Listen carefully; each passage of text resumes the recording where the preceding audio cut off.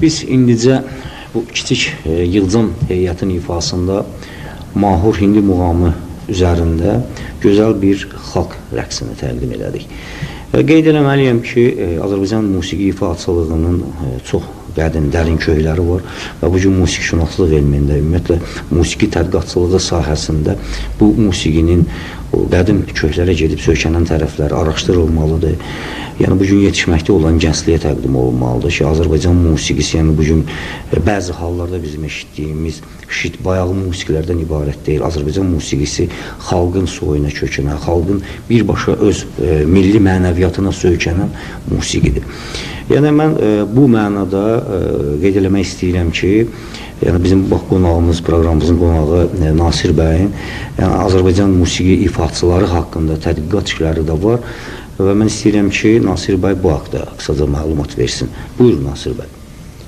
Azərbaycanın gözəl mühəndisi, xanəndəsi Əbülhəsən xan İqbal Azər burada Qəzvində anadan olubdu, amma Təbrizdə yaşayıbdı.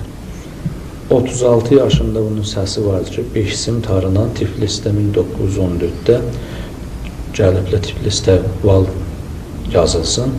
Orada buranın böyük musiqiçiləri ilə görüşüblər, Cabbar Qaryağdıoğlu ilə, Seyid Şünüsçü ilə və başqaları ilə ki, buranın demək olar ki, Azərbaycan böyük musiqiçiləri idi, bəstəkarları idi, görüşüblər.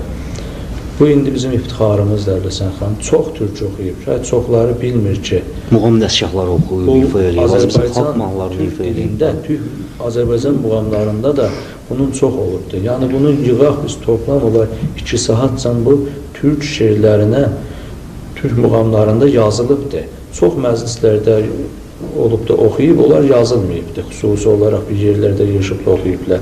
Çox xatirələr deyiblər onun oxumaqlarından, türk oxumaqlarından, şeirlərindən, türkü muğamlar. Amma 2 saatlıqca biz ondan bir səslər yığmışıq, ballardan, evdə yazılan lentilərdən ki, Azərbaycanın gözəl tarçalanları 5-sim tar, sonra 6-sim tarından kamança ilə bunu müşayiət ediblər. Bu muğamlarda Azərbaycanın böyük şairi Seyid Əzim Şirvanidən, Sərrafdan, Nəsimidən şeirlər oxuyubdur ki, bayatlardan oxuyubdur, giraylılardan oxuyubdur.